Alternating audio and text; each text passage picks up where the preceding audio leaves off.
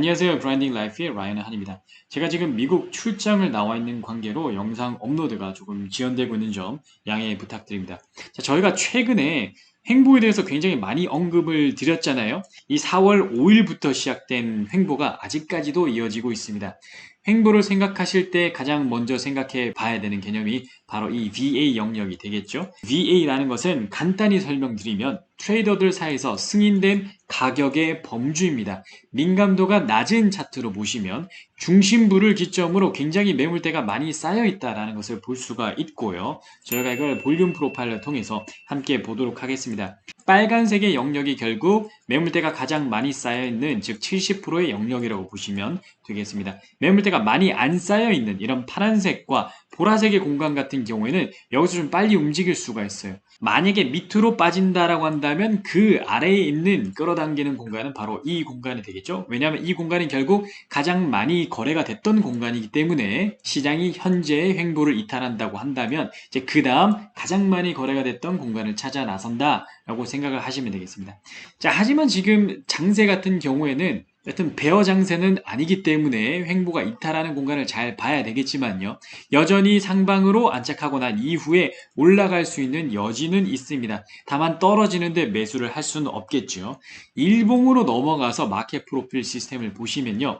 결국에 이 고가와 저가 안에서 횡보를 한다라는 것을 이 박스권을 보여주고요. 이 안에서 완성봉을 형성하면 회색의 완성봉을 통해서 지금은 좀 장기적으로 횡보를 가고 있다라는 것을 알 수가 있습니다.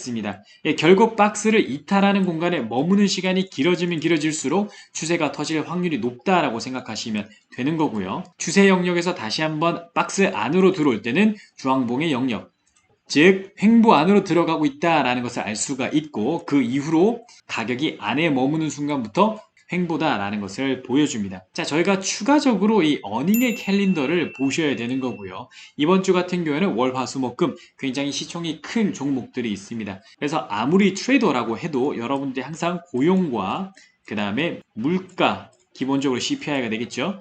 여기에 따른 금리의 향방을 보셔야 되는데 여기에 플러스 이 어닝까지 같이 보시면 좋습니다. 특히나 시총 탑10 안에 들어가는 종목들은 항상 눈여겨보시고요.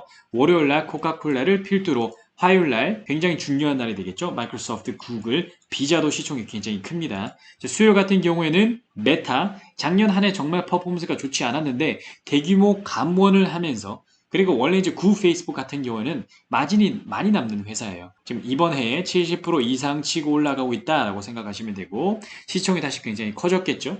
자, 목요일날 아마존이 있습니다. 지금 보시면 AAPL 다들 아시죠? 자, 애플의 실적 발표가 있어야 되는 주인데 보이지 않는다라는 것을 알 수가 있습니다. 자, 이거 어떻게 체크하실 수 있냐면요. 애플이라는 종목을 들어오시면 됩니다. 와치리스트에 없으신 분들은 AAPL 쳐주시면 되고요. 여기 있죠, 애플. 그래서 애플을 클릭해 주시면 볼 수가 있습니다.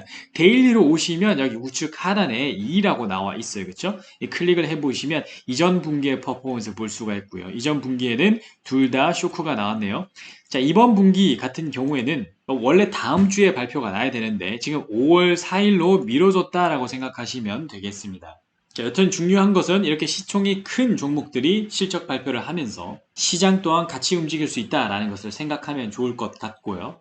자, 그래서 여러분들이 이 횡보장 안에서 매매를 할 때 특히나 이 횡보의 진폭이 조금 크다라는 가정하에서 단기적으로 내려치는 힘이나 아니면 올려치는 힘이 굉장히 클 수가 있습니다.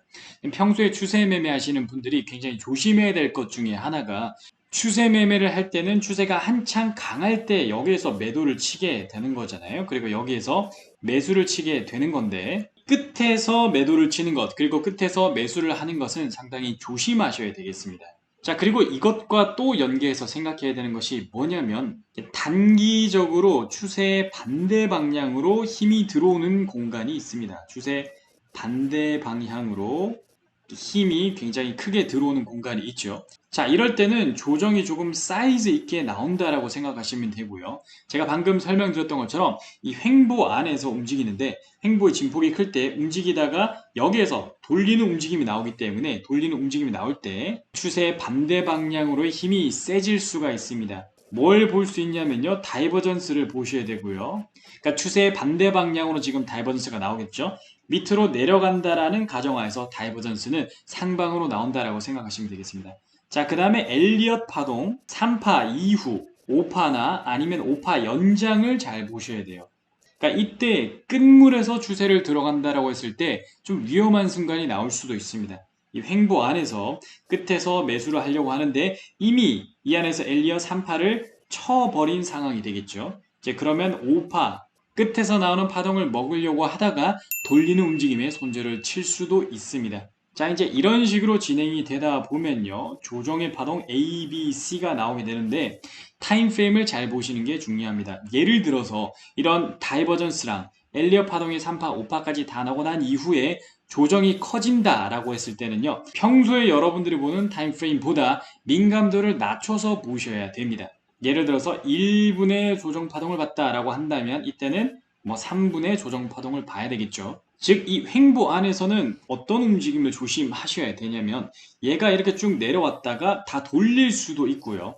아니면은 여기서 컨티뉴에이션으로 맞을 수도 있습니다. 왜냐면 단기적으로는 지금 밑으로 내려꽂는 힘이 강했기 때문에. 근데 제가 설명드렸던 것처럼 다이버전스가 나온다. 즉, 최근에 내려쳤던 이 힘보다 반대 방향으로 힘이 들어오는 순간이 있잖아요. 그건 다이버전스가 될 수도 있고 아니면 엘리엇 파동적으로 여기에서 1파, 여기에서 3파, 여기서 5파, 5파 현상이 나오는 공간이 있는데 이런 끝물에서 조심하셔야 됩니다. 반대로 돌릴 수가 있기 때문에 특히나 이때 초반에 매도를 따라 들어가지 못했다라고 한다면요. 얘가 튀어오를 때 끝에서 매도를 잡으려고 하면 얘가 어디까지 올라왔다가 다시 내려갈지 알 수 없기 때문에 이 공간에서 여러분들이 매도 자체의 방향은 맞다라고 해도 단기적으로요. 어디까지 올라갔다 갈지 알 수 없기 때문에 혹은 돌리고 다 돌려버릴 수가 있기 때문에 절대 눌림 매매를 하면 안 된다라고 생각하셔야 되겠습니다. 자, 그래서 그런 공간이 어느 공간인지 저희 함께 보도록 할 거고요. 피봇의 공간, 지금 횡보가 어디서부터 어디까지 이어지고 있는지는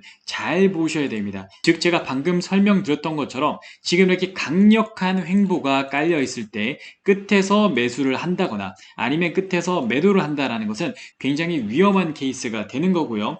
이것처럼 컨티뉴에이션이 나온다라고 해도 얘가 횡보로 돌려버릴지 아니면 어디까지 눌렀다가 내려갈지 알 수 없기 때문에 절대 이 공간에서만큼은 눌림 매매를 피해가야 된다라고 생각하셔야 되겠습니다. 단기적으로 힘을 많이 쏟아냈기 때문에 올라올 때 눌림 매매를 하고요.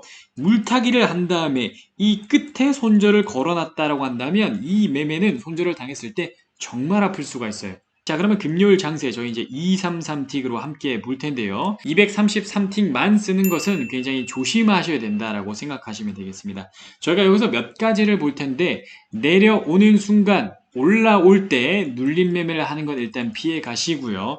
오실레이터적으로는 저희가 수렴하는 공간 혹은 내려치는 진폭보다 반대 진폭이 작은 이런 반대 보호만 보도록 하겠습니다.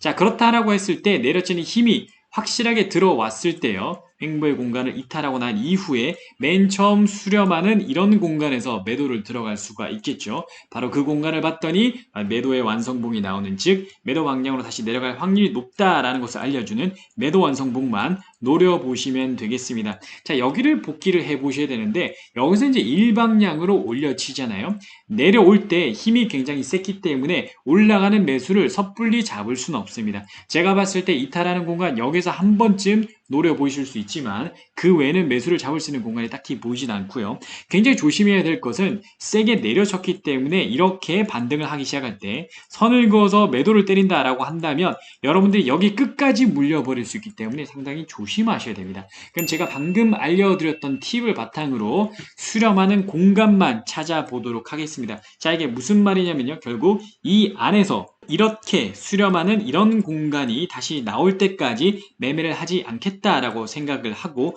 그 공간을 찾아보도록 하겠습니다. 자, 위로 쭉 한번 다 올려쳤죠. 올려치고 난 이후에 지금 맨 처음 수렴이 나오는 공간이 이 공간이 되겠네요. 자, 그렇다고 본다면 지금의 로직에 따라서 다시 횡보의 상단을 도달하고 난 이후에 아랫방향으로 내려가는 매도를 베팅할 때요. 앞서 나왔던 이 공간과 오실레이터적으로 똑같은 움직임이 나오는 곳만 노려본다라는 가정하에 어떤 퍼포먼스가 나오는지 보도록 하겠습니다. 자, 그 다음 오른쪽으로 가서 수렴하는 공간이 이 공간이네요. 자, 이 공간에서도 그럼 한번 노려본다라는 가정하에서 수렴하는 공간에서 들어가는 것이 굉장히 중요합니다.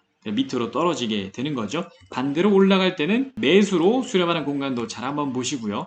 지금은 233틱을 보는 거지만 반드시 분차트 같이 보셔야 되겠습니다. 자, 그 다음 수렴하는 공간이 나올까요? 절대적인 조정적으로 수렴이 나오지 않고 횡보를 한다라고 해도 조정이 나옵니다. 자, 그럼 이제 이런 공간이 되는 건데 여기는 지금 수렴을 많이 해주진 않아서 들어가기가 그렇게 쉽진 않네요. 자, 여기는 이제 횡보만 깔아주고 조정이 나왔기 때문에 같은 수렴이지만 진입적으로는 조금 어렵다라고 생각하시면 되겠습니다. 자, 이런 식으로 보시면 결국 얘도 바닥에 한번 도달을 했고요. 제가 설명드렸던 것처럼 횡보의 끝단으로 오면 점점 더 조심해야 된다라고 제가 설명을 드렸습니다. 여기도 수렴하는 공간이니까 만약에 들어간다라고 한다면 비중을 좀 낮춰야 되겠죠. 그리고 다시 한번 터치를 해주긴 하네요. 바닥 근처에서 형성되는 다이버전스, 제가 아까 항상 조심해야 된다라고 설명드렸던 공간이 바로 이런 공간입니다. 가격은 내려가지만 힘은 올라오는, 여기서 이제 궁극적으로 다이버전스를 한번 세게 쳐줬네요. 이런 공간들은 좀 특히나 조심하셔야 됩니다. 이걸 보고 바로 매수를 들어갈 수는 없어요.